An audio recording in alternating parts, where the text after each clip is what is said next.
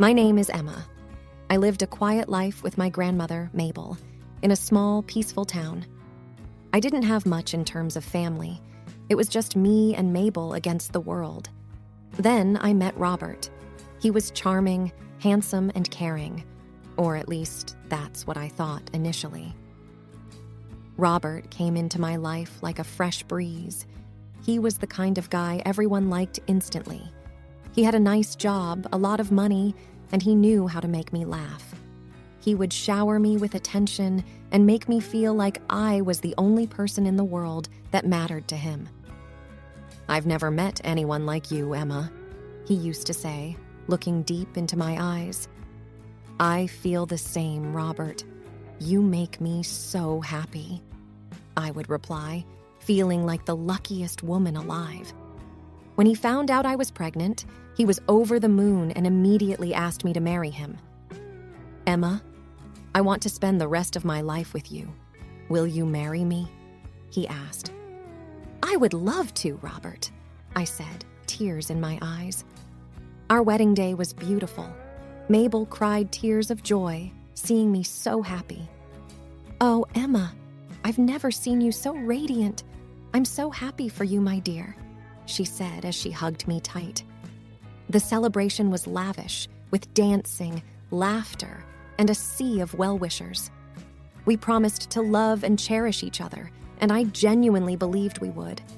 We settled into his sprawling house, and for 2 months, everything was fine. I felt like I was living a dream.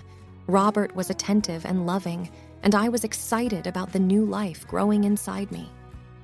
"I can't wait to meet our little one," I would tell him, my hand on my growing belly. "Me neither, Emma. We are going to be the happiest family," he'd say, smiling. But slowly, this dream began to fade. Robert began to come home late, and sometimes wouldn't come home at all. It felt like he was slipping away, and I couldn't understand why. This is how my story begins. A story of love that turned into pain, a dream that turned into a nightmare. But it is also a story of hope and the strength that can be found in the darkest times. And I'm here to tell it, in my own words, just the way it happened. In the beginning, life with Robert seemed perfect. But after a few months, I started to notice small changes. He'd stay out late, come home at odd hours, and sometimes not come home at all. One day, when he came home late, I decided to ask him about it. "Robert, is everything okay? You've been coming home so late recently." "Oh, Emma, it's just work.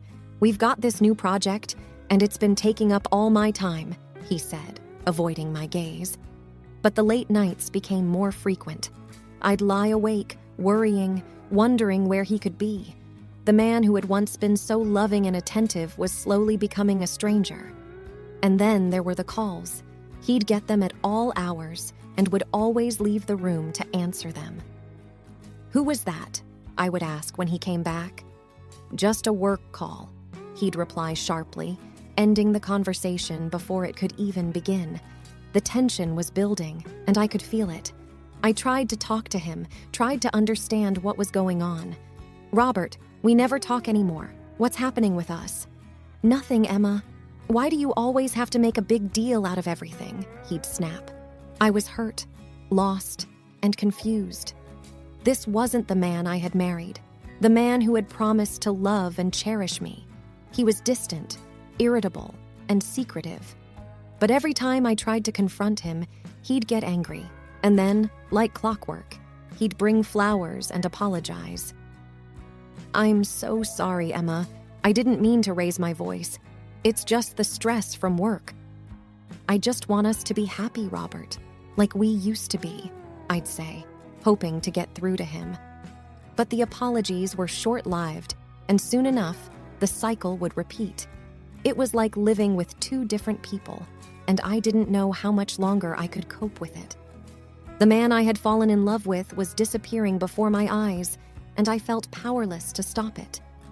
This is the phase where the winds began to shift, where the storm started brewing, unbeknownst to me. The happy dream was transforming into a distressing reality, and I was just beginning to see the signs. Life continued, and so did Robert's strange behavior. He seemed like he was living a double life, one that I wasn't a part of. I was scared and anxious, and I felt a sinking feeling that something was really wrong. One day, Robert rushed off to work, forgetting his phone at home. The device sat there, tempting me, a gateway to the truth I was so desperately seeking. Eventually, I couldn't resist. I picked it up and started going through his messages and calls. What I found was a trail of betrayal and deceit. Messages from different women, plans to meet up, declarations of affection. My heart was pounding, and I felt sick to my stomach. This was not the man I married. This was not the life I had envisioned for us. "Hey, have you seen my phone?" Robert's voice on the home phone brought me back to reality. "You forgot it at home," I replied, trying to keep my voice steady. "I'm coming back to get it. Don't touch it," he said, sounding alarmed. But it was too late. When he walked in and saw me with his phone, his face turned red with anger. "What the hell are you doing, Emma? I told you not to touch it." "I know about them, Robert. All of them," I shouted back, my voice breaking. "How could you do this to me?" "It's not what you think," he yelled, trying to grab the phone from my hands. We argued, our voices loud and angry. But instead of resolving anything, Robert left the house, leaving me alone, betrayed, and broken. I was shattered, and the happy life I thought we had was just an illusion, a mask that Robert wore to hide his true self. Sitting alone in the silence of our home, the truth staring back at me from the screen of his phone, I felt lost. The love, the promises, the future we had planned, it was all a lie. And I was left to pick up the pieces of my broken heart, wondering if I would ever be able to trust and love again. The mask had been unveiled, revealing a painful reality I wasn't prepared for. My journey had taken a painful turn, and I had to find the strength to face it and move forward. In the wake of my discovery, the atmosphere in the house became tense and unbearable. We barely spoke, and when we did, it ended in an argument. I was living in a constant state of anguish and heartache. One day, one of our arguments escalated quickly. Robert's anger reached a boiling point I had never seen before. He shouted, his face contorted in rage. "Why can't you just mind your own business, Emma? Why do you have to be so nosy?" "How can our marriage be my own business, Robert? You've been lying to me, betraying me," I shouted back, tears streaming down my face. In a sudden fit of rage, Robert lashed out, his fist connecting with my stomach. Pain seared through my body, and I fell to the floor, gasping for air. The room spun around me as I clutched my belly, fear and pain mixing into a horrible cocktail. Robert, suddenly realizing what he had done, called an ambulance, fabricating a story about how I had fallen down the stairs. The paramedics rushed me to the hospital, their faces etched with concern. Once at the hospital, the doctors ran a flurry of tests, their faces grave. Finally, the news came. "I'm very sorry, Emma, but you've lost the baby," the doctor said gently, sorrow in his eyes. The pain was unbearable, a mixture of physical agony and a profound, soul-crushing loss. "I can't believe this is happening," I whispered, tears flowing freely. "I've lost everything." My baby, the tiny life Robert and I had created, was gone. And with it, the last remnants of the love I had felt for him. The pain was deep, a gaping wound in my soul that seemed like it would never heal. A week later, I was discharged from the hospital, a shell of my former self. Robert was there, flowers in hand, smiling as if nothing had happened. "Ready to go home, Emma?" he asked, as if he hadn't destroyed our lives. "I'm not going anywhere with you," I replied coldly, turning away from him. I went back to Mabel's small house, leaving Robert and the pain he had caused behind. I was broken, lost, and grieving, but I was determined to rebuild my life, to find happiness again, even if it seemed like a distant, impossible dream. This chapter of my life was one of profound loss and pain, a darkness I never thought I'd have to face. But it was also the catalyst for change, the push I needed to free myself from the toxic relationship I was in and start anew. Leaving Robert was a difficult decision, but I knew it was the right one. I moved back to my grandmother Mabel's home, a place of love and solace. Her house was small and cozy, filled with memories of my childhood, a stark contrast to the luxurious, hollow home I had shared with Robert. Mabel opened her doors and her heart to me without a second thought. "Oh, my dear, I'm so sorry for what you've been through," she said, enveloping me in a warm hug. "You're safe here." "I don't know what I would do without you, Grandma," I replied, tears in my eyes. "I feel so lost." "We'll get through this together, sweetie," Mabel assured me, holding my hand. "One day at a time." The days that followed were filled with pain and reflection. I would sit with Mabel, talking about life, love, and loss. She would share stories of her own struggles, her own heartaches, giving me strength and hope. "I've been through tough times too, Emma," she said one day, a distant look in her eyes. "But I learned that pain is a part of life, and we can't let it define us." "You're right, Grandma," I said, squeezing her hand. "I have to be strong, for myself and for the baby I lost." I started to rebuild my life, slowly and painfully. The safety and love of Mabel's home were the nurturing soil I needed to regrow my roots. I began to heal, to learn to live again, away from the shadows of betrayal and violence. Robert tried to reach out several times, sending flowers, letters filled with empty apologies and promises to change. "Emma, please, let's talk about this," he pleaded over the phone one day. "I can change, I promise." "I don't want your apologies, Robert," I said firmly. "You've caused enough pain. I want you to leave me alone." "Emma, don't do this. I love you. We can start over," he insisted, desperation in his voice. "There is no us, Robert. There never was," I replied, hanging up the phone. I severed all ties with him, focusing on my healing and my future. Mabel was my rock, supporting me every step of the way, reminding me of my worth and my strength. Returning to my roots, to the loving embrace of my grandmother, was the balm my wounded soul needed. It was a journey of rediscovery, of learning to love and trust again, and I was determined to emerge from it stronger and wiser.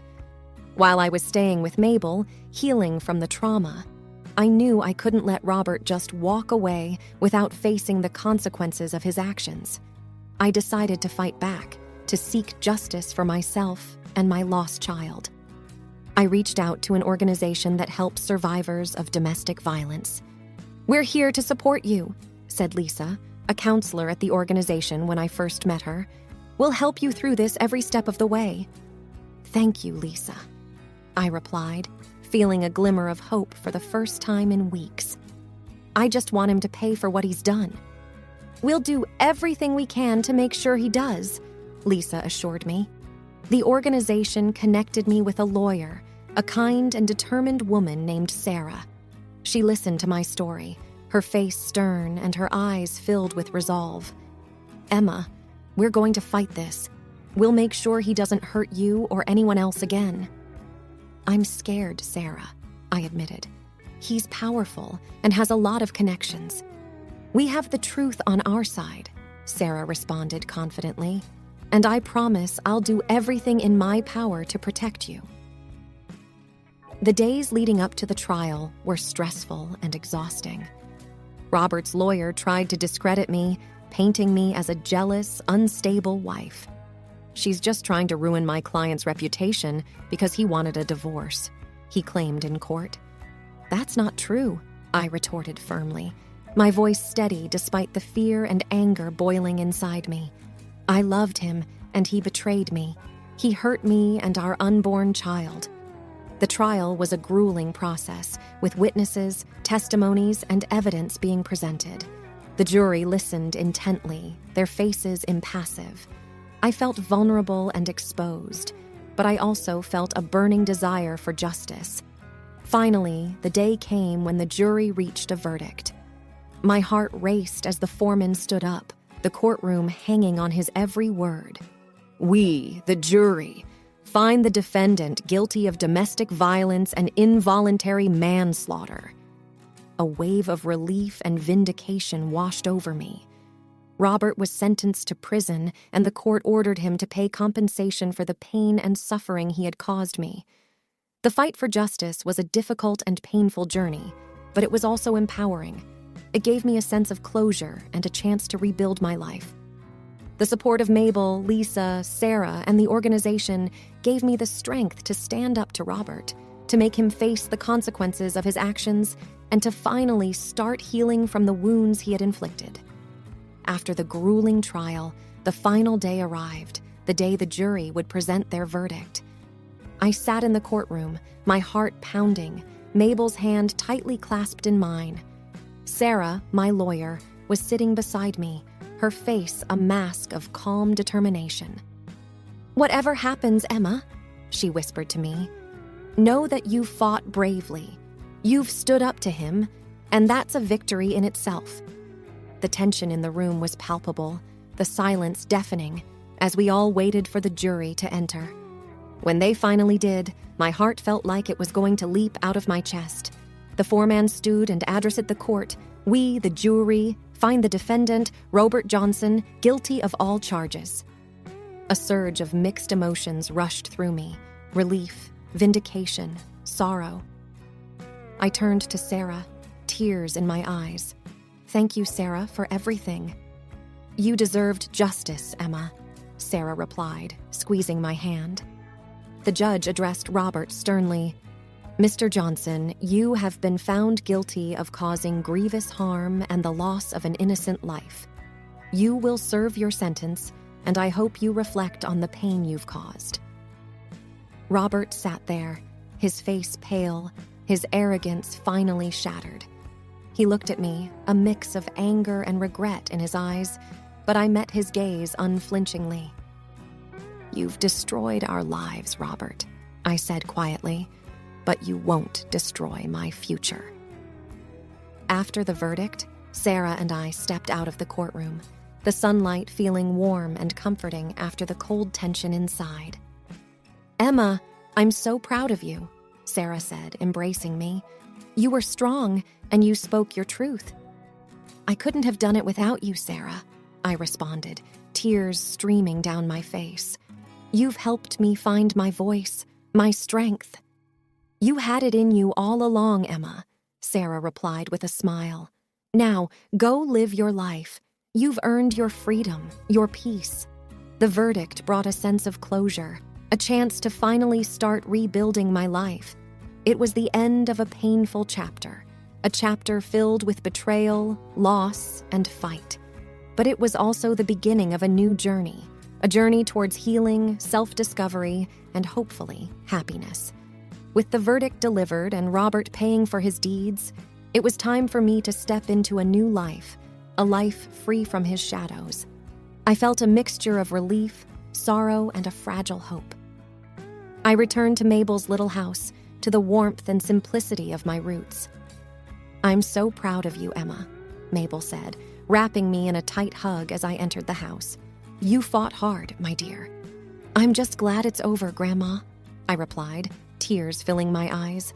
"I can finally start to heal." "You're stronger than you think, Emma," Mabel said, wiping away my tears. "You've been through so much, but look at you, standing tall." "I couldn't have done it without you, Grandma. Your love and support mean everything to me." As days turned into weeks, I started to rebuild my life, piece by piece. I focused on healing and rediscovering myself.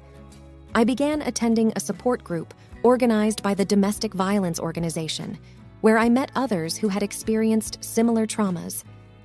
"You're not alone, Emma," said Lisa, as we sat in a circle sharing our stories. "We've all been through our battles, and we're here to support each other." "It's comforting to know that I'm not alone," I replied, "that there are people who understand what I've been through." The group became a sanctuary for me, a place where I could share my fears, my pain, my hopes without judgment. I formed bonds with other survivors, and together we embarked on the journey of healing. "I'm starting to see the light again," I shared with the group one day. "I'm starting to hope, to dream again." "And that's a big step, Emma," Lisa said with a warm smile. "Hold on to that hope. Let it guide you to a new beginning."